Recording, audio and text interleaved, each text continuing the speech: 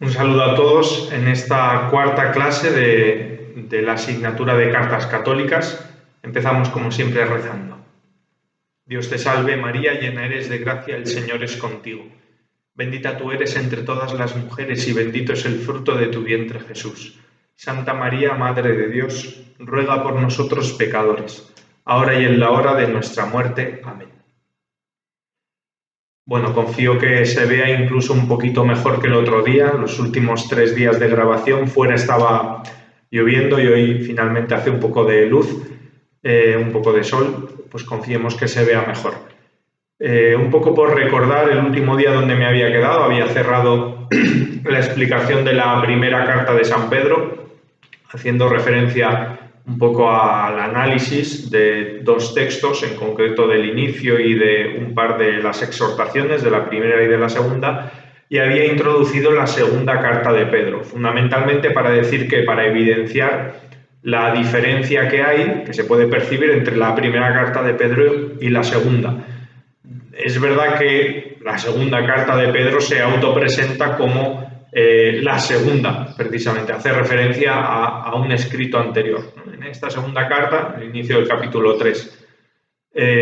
Pero, aunque es verdad que el autor nos diga esto, a nivel de género literario, a nivel de vocabulario, a nivel de planteamiento general e incluso de temática, sí que es verdad que estamos hablando de 2 textos muy distintos. Bueno, en primer lugar, el otro día, y es allí donde me quedé, anticipaba cómo el texto, la segunda carta de San Pedro, se autopresenta como una especie de testamento final.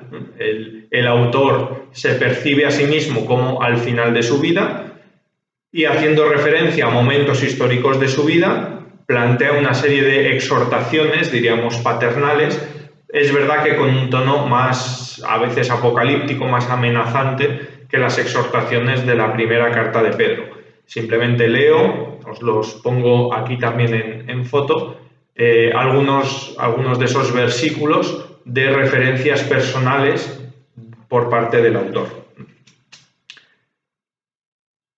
Os hemos dado a conocer el poder y la venida de nuestro Señor Jesucristo, no siguiendo fábulas ingeniosas, sino después de haber visto con nuestros propios ojos su majestad, porque recibió de Dios Padre honor y gloria cuando la sublime gloria le dirigió esta voz: este es mi Hijo muy amado en quien me complazco. Nosotros mismos escuchamos esta voz venida del cielo estando con él en el Monte Santo.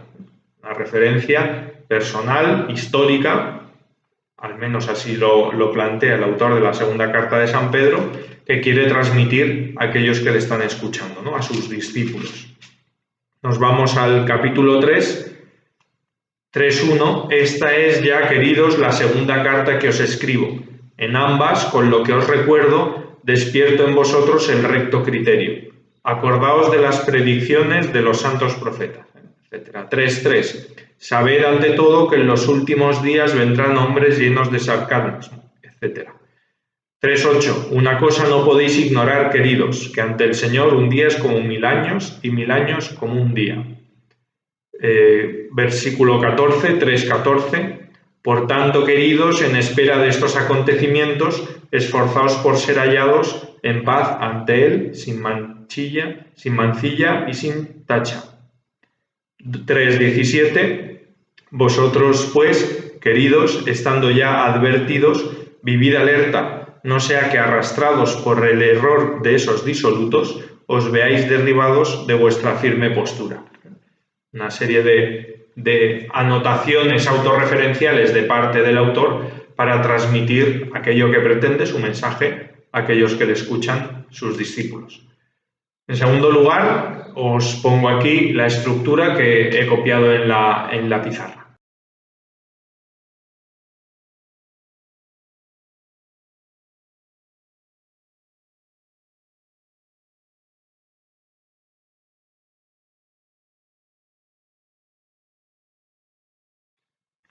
Bien, como podéis ver, y siempre que hablo de estructuras, pues digo que es una estructura hipotética. Uno piensa, bueno, estaba el autor de la segunda carta de Pedro pensando en esta estructura a la hora de ponerla por escrito, a la hora de redactar su carta? Pues no lo sabemos. Puede ser que sí, puede ser que no. Hay textos del Nuevo Testamento que siguen una estructura como mucho más evidente, otros menos, pero es verdad que a la hora de nosotros estudiar un texto, el ubicar, el separar la temática interior del contenido de ese texto nos ayuda de alguna manera a ver el itinerario teológico que está marcando el autor en concreto. Lo vimos para las cartas anteriores, acordaos la primera Pedro, ¿no? Como una serie de exhortaciones basadas en un principio fundamental, que era la unión con Cristo en medio de las pruebas, ¿vale? Pues en este caso, el caso de la segunda carta de Pedro, veis que hay como una especie de díptico, de dos ideas confrontadas, obviamente dejando a un lado el saludo inicial, que es habitual en las cartas, y la exhortación final, que en este caso sí que tiene un tono un poco distinto, pero tenemos dos ideas generales. La primera, una exhortación general a la fe, con los motivos que ahora se ven, y esa exhortación está motivada ¿para qué? Para hacer frente a ¿qué? Pues a un problema concreto que la segunda carta de Pedro menciona o presenta como una serie de falsos maestros, una serie de personas, aunque es verdad que la identidad no nos la aclara, no nos dice exactamente son estos, pero sí que son presentados como una especie de peligro para la fe del creyente. La presencia de estos falsos maestros con las ideas que conllevan. Con lo cual, bueno, tenemos ese díptico. Hay que estar firmes en la fe. ¿Por qué? Porque también están firmes en su mala fe o en su error o en su falsa doctrina estas otras personas. ¿Y por qué es necesario estar firmes en la fe? Porque la venida del Señor se acerca, con lo cual es necesario que nos encuentre vinculados con Él. Esta es un poco la idea general presentada, por eso os he puesto un poco como una contraposición entre estas dos partes. Los detalles de cada una de las partes, ahí los tenéis, ¿no? En primer lugar, la exhortación general a la fe empieza con un planteamiento de cuál ha sido la acción de Dios, ¿no? ¿Qué es lo que Dios ha hecho por nosotros para suscitar la fe? Mediante el conocimiento perfecto que nos ha llamado por su propia gloria y virtud, por medio de las cuales nos han sido concedidas las preciosas y sublimes promesas. Y en el versículo siguiente lo describe, pero es una concesión, es algo que ha hecho alguien exterior, que es en este caso Dios, es la acción de Dios. Después, en los versículos siguientes, ahí está marcado de 1.5 a 1.11, estaría la contrapartida del creyente. ¿Cuál es la acción que debe suscitarse en el creyente para asumir o para aceptar esa acción de Dios? Por esta misma razón, poner el mayor empeño en añadir a vuestra fe la virtud, a la virtud el conocimiento, al conocimiento la templanza, a la templanza la tenacidad. Y hace esta escalera, que es un género literario muy concreto en el mundo griego, el hacer una descripción en escalera, donde se va añadiendo cada vez un peldaño más. Bueno, pues es el resumen de la acción del creyente, de lo que tiene que suscitarse en el creyente. Esto llega hasta el versículo 11.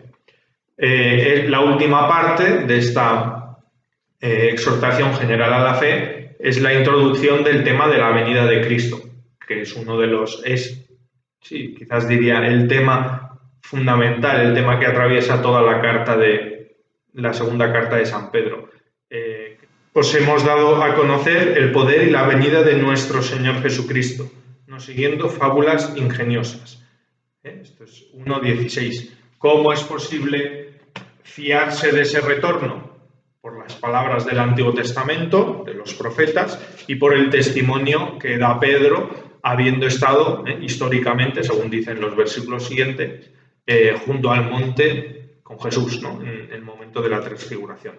La referencia al Antiguo Testamento se hace en 1.19, así se nos hace más firme la palabra de los profetas, a la cual hacéis bien en prestarle atención.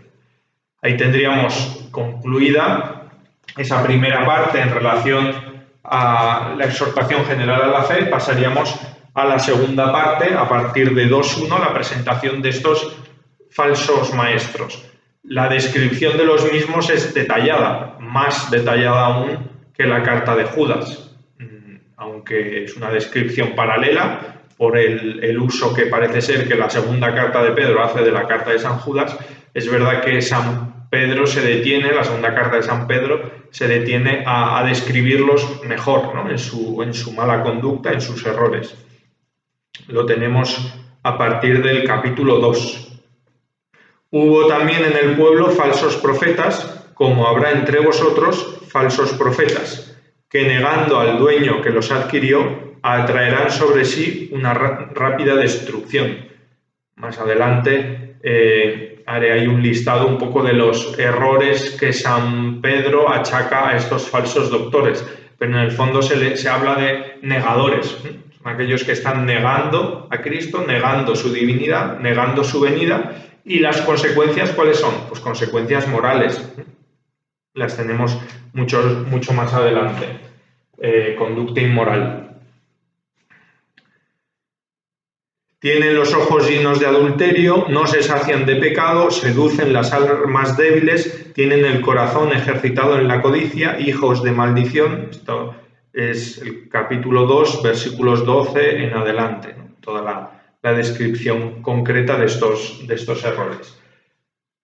Dos manifestaciones más, aparte de esa inmoralidad, de la manifestación existencial de la incredulidad, es por un lado la falta de fe en la venida de Cristo. Esto es un problema, por así decirlo, que se suscita dentro del cristianismo, y así nos lo demuestran también las cartas de San Pablo a los tesalonicenses, la primera y la segunda, que en el fondo ponen en evidencia que el retraso o el aparente retraso en la segunda venida de Cristo, la venida apocalíptica, la venida final, no es otra cosa que una llamada a la vigilancia. No es que Dios de alguna manera haya falseado su aviso de segunda venida, sino que es una venida personal para cada uno y es una invitación a la vigilancia, ¿vale? Bien, en el caso de estos falsos maestros se habla de una incredulidad en la venida.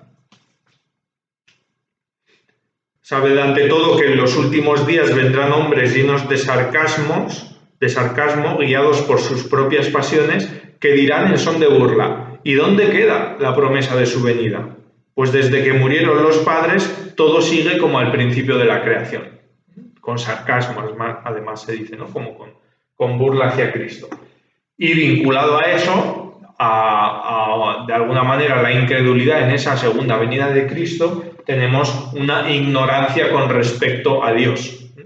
Por eso os he puesto ahí como esa doble flecha. En el fondo, la ignorancia de la venida de Cristo es una falta de fe, pero de rebote también es una falta de fe en Dios general. Se nos dice un poco más adelante. Bien, por último, la exhortación final, que como veis está puesta de manera amplia, 3.11. Puesto que todas estas cosas han de disolverse así, ¿cómo conviene que seáis en vuestra santa conducta y en la piedad, esperando y acelerando la venida del día de Dios? Sabéis que esa temática, la de el Yom Yahvé, el día de Dios, es una temática que había surgido ya en la literatura profética. Uno piensa en Sofonías, uno piensa en Isaías, se habla del día de Dios, como un momento de manifestación concreta de Dios. En el caso de los profetas, vinculada a momentos históricos del pueblo. El día de Dios, de alguna manera, era la reconstrucción de Israel o la salvación del pueblo justo, que había sido fiel a Dios en medio de la conquista. Bien, toda esa temática del día de Dios ahora se retoma en esta última parte para aplicarla en el fondo a la salvación, a la soteriología, el momento en el que Dios venga a manifestarse. Bien, pues pasamos ahora en esta siguiente parte a presentar un poco la relación de la segunda carta de Pedro con otros dos textos a los que está vinculada. En primer lugar, la vinculación entre la segunda carta de Pedro y la primera carta de Pedro. Uno podría pensar que es una vinculación sencilla y evidente, pero luego en lo concreto no lo es tanto. Y en segundo lugar, la vinculación, la relación que hay entre la segunda carta de Pedro y la carta de Judas. En esta segunda, la relación con la carta de Judas, me voy a extender menos. ¿Por qué? Porque creo que es interesante que vosotros la trabajéis con el texto que tenéis en el Drive, el escáner, fundamentalmente cogiendo la Biblia y viendo paralelos, ¿no? Viendo con esas dos columnas que tenéis en ese texto, por un lado el texto de Judas y cómo la segunda carta de Pedro asume esos contenidos y los reelabora y cómo los ubica. Ese es un trabajo que tenéis que hacer un poco con la Biblia delante.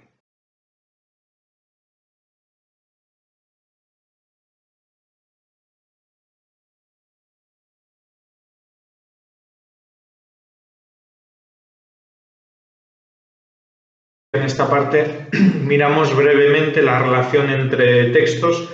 En el primer caso, la relación existente o no entre la primera carta de Pedro y la segunda de Pedro.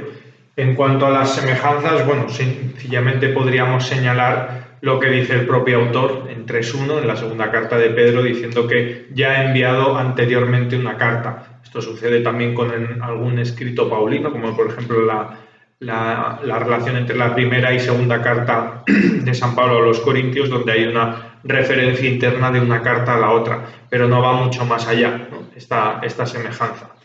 En segundo lugar, quizás las diferencias aquí en este caso son mucho más evidentes, podríamos hablar de varias, ¿no? Como veis, en el primer lugar he puesto diferencias en cuanto al vocabulario y en cuanto a conceptos generales.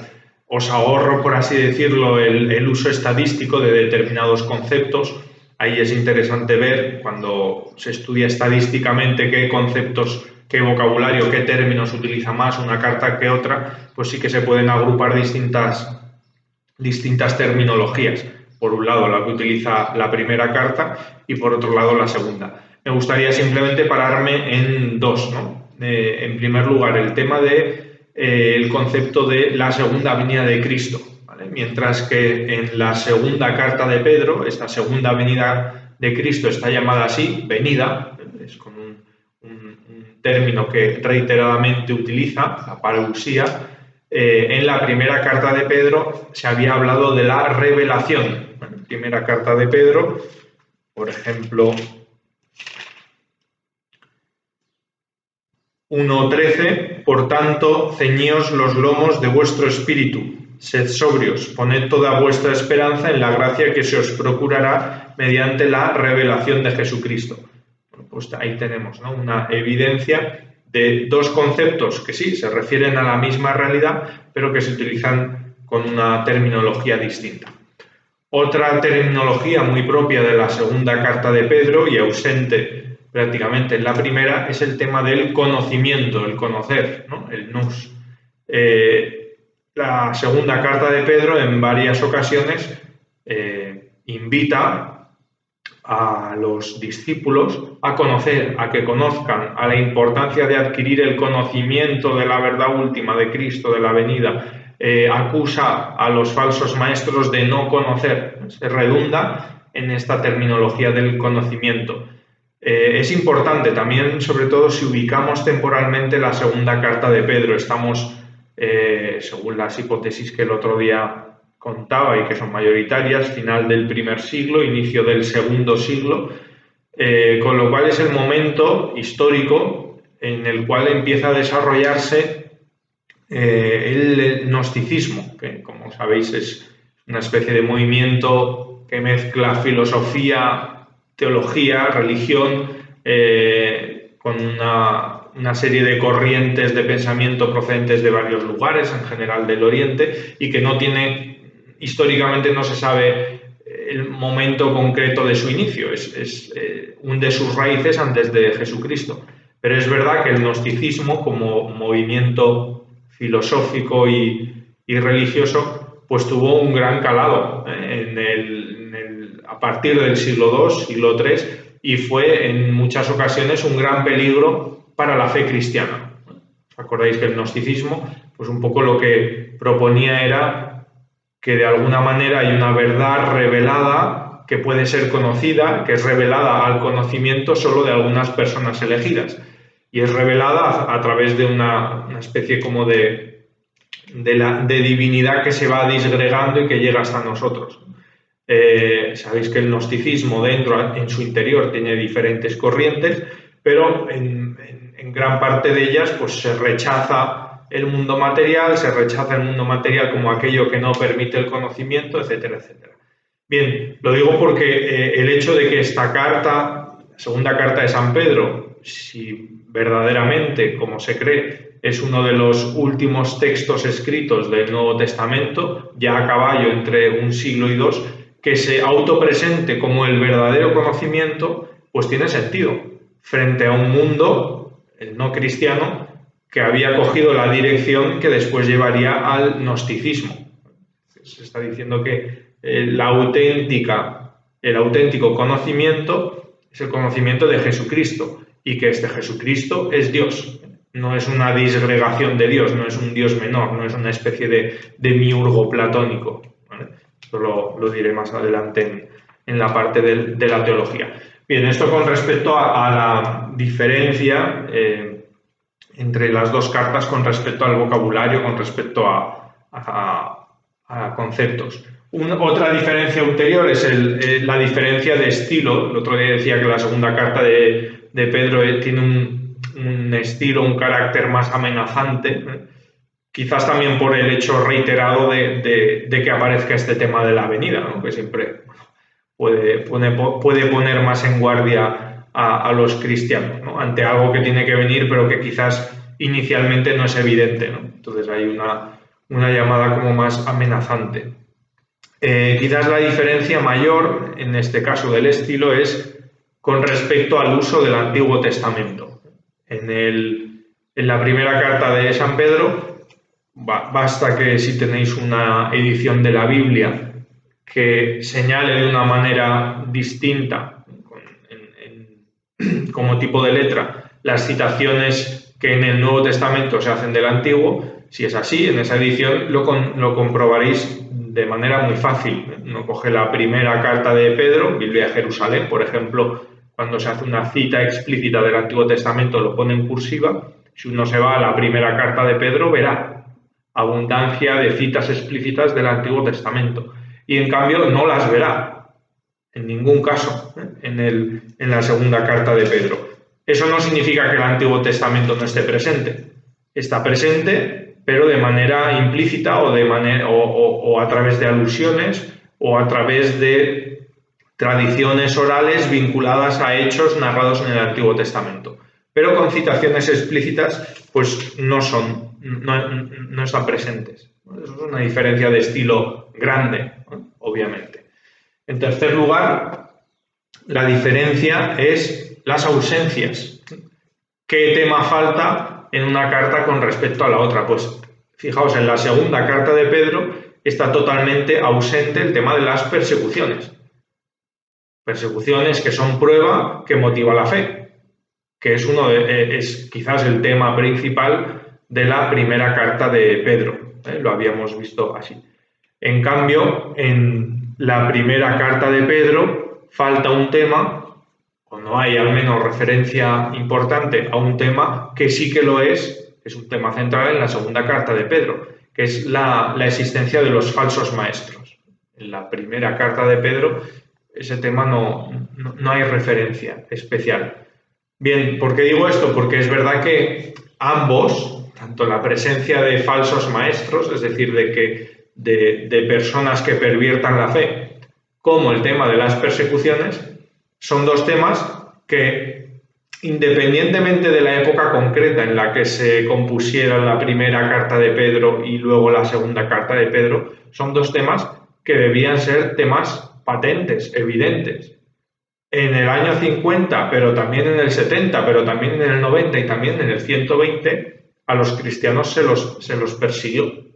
Y en el año 50, como en el 70, como en el 90, como en el 110, hubo la tentación de seguir a falsos maestros dentro de la propia fe. Gente que pervertía la fe. Pues los docetistas, o los gnósticos, con lo cual, bueno, pues también hay una diferencia al menos de matiz, ¿no? En esa ausencia de un tema en una carta y en la otra. Con respecto a la relación de la segunda carta de Pedro con la carta de San Judas, en cuanto a las semejanzas, os dejo también, ya os lo dije el otro día, en el Drive, ese estudio comparativo, esas columnas en paralelo de los contenidos de una con otra para que lo podáis ver tranquilamente. En cuanto a las diferencias, ahí señalaría las que tenéis ahí escritas. En primer lugar, el hecho de que cuando San Pedro, en su segunda carta de San Pedro, hace referencia a algunas tradiciones que intuimos orales, leyendas podríamos llamarlo, dentro del mundo hebreo, obviamente lo hace, por así decirlo, teniendo en cuenta que alguien ya las conoce, o que al menos ha leído San Judas, la carta de San Judas, para entenderlas bien. Si nos vamos a 2.4, si Dios no perdonó a los ángeles que pecaron, sino que precipitándolos en los abismos tenebrosos del Tártaro, los entregó para ser custodiados hasta el juicio, y lo deja ahí. Introduce un tema que la carta de Judas había introducido anteriormente, por eso tampoco se para a desarrollarlo más. Si nos vamos a 2.11, cuando los ángeles, que son superiores en fuerza y en poder, no pronuncian juicio injurioso contra ellas en presencia del Señor, y lo deja ahí.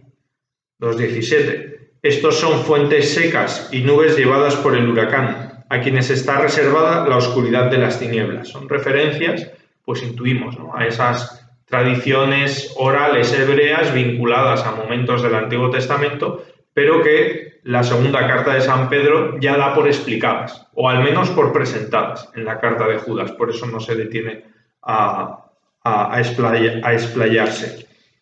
Otra diferencia entre la segunda carta de Pedro y la de San Judas es el tema de las descripciones. Lo decía antes, en la estructura fundamentalmente se ve a la hora de describir a estos falsos maestros. ¿Por qué? Porque la descripción en la segunda de Pedro es mucho más detallada y precisamente por eso mucho más tumbativa, ¿no?, mucho más fuerte. Antes he leído algunos ejemplos, algunas de estas descripciones, no voy a volver a leerlas. También alguna diferencia menor es los cambios que introduce la segunda carta de Pedro con respecto al material que utiliza de la carta de Judas. Quizás el más evidente, pues, es el orden de estos castigos que están presentados al inicio del capítulo 2, ¿no?, las lecciones del pasado. Los ángeles, el diluvio, Sodoma y Gomorra, poniéndolos como diríamos, en orden cronológico, cambiando el orden con respecto al orden que se había encontrado el autor en la carta de San Judas. Bien, pues hasta aquí esta relación entre textos. Pasamos a la última parte, que es el contenido directamente teológico.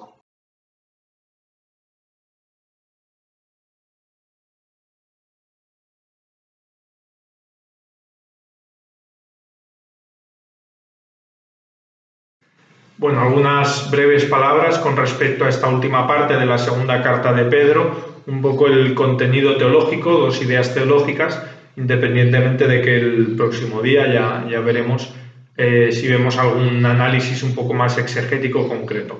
Con respecto al tema de la teología o de las ideas teológicas, una primera, quizás la fundamental, que recorre, aunque digamos no de manera estructurada, pero cuando uno lee toda la carta, es el tema de la Iglesia, la tradición y la fe. Y obviamente, pues, la tradición no es un concepto que aparezca en Segunda Pablo así tal cual, como nosotros lo entendemos, o un tratado eclesiológico, pero varios detalles con respecto al texto. En primer lugar, en el capítulo 1, versículo 1, la apertura de la carta, en el saludo inicial, Simeón Pedro, siervo y apóstol de Jesucristo, a los que, por la justicia de nuestro Dios y Salvador Jesucristo, les ha cabido en suerte una fe tan preciosa como la nuestra. Bien, aquí tenemos una afirmación teológica muy potente.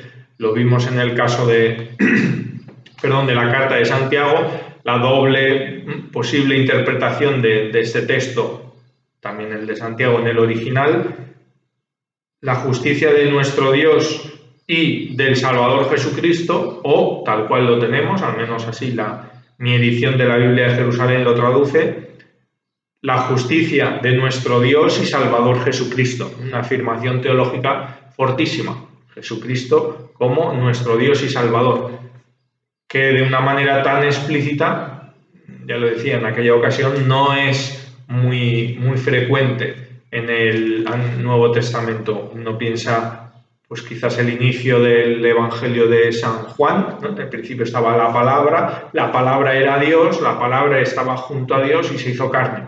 Una afirmación teológica de la divinidad de Jesucristo de manera muy explícita, muy evidente.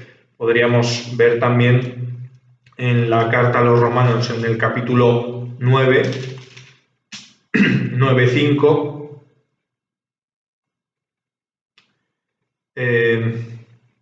está hablando de los privilegios de Israel, los privilegios según la carne, de los cuales es la adopción filial, la gloria, las alianzas, la legislación, el culto, las promesas y los patriarcas, de los cuales también procede Cristo, según la carne, el cual está por encima de todas las cosas, Dios bendito por los siglos. Otra afirmación muy explícita, evidente en el Nuevo Testamento. Pero aquí una de las ideas teológicas, nada más abrir la carta, es que Jesucristo es nuestro Dios y Salvador. Soter, Salvador, aparece en varias partes en la carta.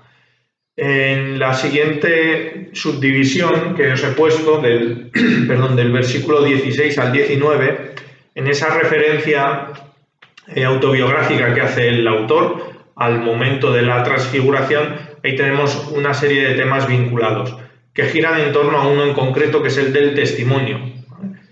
¿Qué testimonio tenemos de Jesucristo? ¿Por qué decimos, por qué en 1:1 se puede decir que Jesucristo es Dios y Salvador? Y entonces ahí tenemos como un testimonio desarrollado. ¿Por qué? Porque en un primer momento, ¿vale?, tenemos el testimonio que diríamos el Padre da sobre Jesucristo, que es esa voz que se escucha en el monte. Este es mi Hijo muy amado en quien me complazco. Es un primer testimonio, el de la voz del Padre. Un segundo testimonio sería el de la voz de Dios a través del Antiguo Testamento. En este caso, San Pedro lo resume con los profetas. Versículo 19. Así se nos hace más firme la palabra de los profetas, a la cual hacéis bien en prestar atención. Es verdad que no se habla de la ley, podríamos preguntarnos por qué, porque se habla solo de los profetas en este caso, pero aquí San Pedro lo que está diciendo es que hay un testimonio, aparte de esa voz del Padre, hay un testimonio antiguo que es el de la voz de los profetas, que lleva a cumplimiento precisamente en el Salvador Jesucristo. Diríamos que el tercer testimonio es el del propio apóstol, el de San Pedro. ¿Por qué? Porque está diciendo, yo esto lo vi, yo esto lo oí y ahora os doy testimonio. Con lo cual, bueno, tenemos estas tres realidades. Testimonio propio de Dios, testimonio de Dios en la palabra antigua y el testimonio de Dios en la palabra de los profetas. Estos tres testimonios, de alguna manera, están vinculados y exigen una transmisión. De ahí que también San Pedro, a lo largo de la carta, en varias ocasiones hable de esta invitación al conocimiento, que exige transmisión. Es decir, os cuento esto para que vosotros lo conozcáis y de alguna manera experimentéis que el testimonio es verdadero. Transmisión. Esas dos realidades es lo que configura esa idea teológica, esa realidad de la Iglesia que nosotros llamamos tradición. En el fondo, la tradición es la repetición continuada del testimonio que vincula al creyente de cualquier momento a ese momento originario, ¿no? Que es el de la revelación de Cristo y el del nacimiento de la Iglesia. Bueno, pues ahí estaría configurado, ¿no? En este triple testimonio y en la transmisión de ese testimonio. En 3.2, una de las cosas que quería señalar, acordaos de las predicaciones de los santos profetas y del mandamiento de vuestros apóstoles, que es el mismo del Señor y Salvador. De alguna manera es un tema relacionado con el que acabo de decir. Se pone a los apóstoles al mismo nivel teológico o al mismo nivel de revelación que los profetas, cosa fortísima, ¿no? Porque en una mentalidad judía los profetas, los Nevi'im, están ahí sosteniendo la Torá de una manera, son la boca de Dios, de una manera muy clara. Y se está diciendo que los apóstoles están al mismo nivel. Y es más, que ambos, el mandamiento tanto de los profetas como el de los apóstoles, es el mismo del Señor Jesús. Lo mismo. Se está hablando de transmisión, tradición, se está vinculando de una manera evidente la predicación de los apóstoles a las propias palabras del Señor. Esto, cuando uno lo lee, ¿no?, teniendo en mente pues, aquellas palabras de la Dei Verbum, los puntos que hablan de la tradición, que hablan de la predicación apostólica, bueno, pues vemos como el Concilio Vaticano II lo ha expresado de una manera muy clara, algo que en el fondo ya está aquí. Y por último, en 3.15, la paciencia de nuestro Señor, juzgadla como salvación, como lo escribió también Pablo, nuestro querido hermano, según la sabiduría que le fue otorgada. Esta referencia ya la había hecho al inicio de la explicación de la carta. En primer lugar, que se hable de Pablo como nuestro hermano, hablando ahí como de una cierta colegialidad apostólica, y al mismo tiempo que los escritos de Pablo se vuelven a poner al mismo nivel que los profetas, diciendo que hay cosas de difícil comprensión tanto en unos como en otros, pero se está poniendo al nivel de palabra de Dios. Por lo tanto, afirmando que es una transmisión pues especialmente importante. Por último, el último detalle teológico al que quería hacer referencia es ese texto de la segunda carta de Pedro, capítulo 1, versículo 4. Por medio de las cuales nos han sido concedidas las preciosas y sublimes promesas, para que por ellas os hicierais partícipes de la naturaleza divina. Con el texto de la Vulgata, divine consortes nature, es decir, que somos capaces de entrar o asumir esa naturaleza divina, ser divinizados. Esto es una idea teológica que en los padres de la Iglesia sirvió para desarrollar mucho. En el fondo, la teología de la gracia. El propio Santo Tomás utiliza este texto de la segunda Pedro un poco para dar el pistoletazo de salida a toda la teología de la gracia. Quería simplemente leeros 2-3 referencias de los padres de la Iglesia para ver la profundidad teológica que se esconde dentro de ese divine consortes nature. San Irineo, en Adversus Hereses, contra los herejes, dice: esta es la razón por la que el Verbo se hizo hombre, y el Hijo de Dios, Hijo del hombre, para que el hombre, mezclándose con el Verbo y recibiendo así la adopción filial, se hiciera Hijo de Dios. Orígenes, en el Contra Celsum, habla explícitamente de esta naturaleza, de la que se cita en la segunda de San Pedro. Con Jesús, la naturaleza divina y la naturaleza humana empezaron a entrelazarse, a fin de que la naturaleza humana fuera divinizada por la participación en la divinidad, no en Jesús solo, sino también en todos aquellos que con la fe adoptan el género de vida que enseñó Jesús, y que eleva a la amistad con Dios y a la comunión con Él a todo el que vive según los preceptos de Jesús. Y por último, Una breve referencia a San Atanasio, como veis, es un texto recurrente en los padres. ¿Por qué? Porque las discusiones teológicas desde el siglo I al siglo III, IV, V incluso, pues sabéis que van un poco en torno a ese tema, de qué manera el ser humano participa en esa naturaleza divina y en qué manera la naturaleza divina de Cristo se evidencia. Dice San Atanasio: la unión de la encarnación se hizo de este modo para que la naturaleza divina estuviera unida a la naturaleza humana y quedasen aseguradas la salvación del hombre y su divinización. Bien, pues hasta aquí. Buen estudio.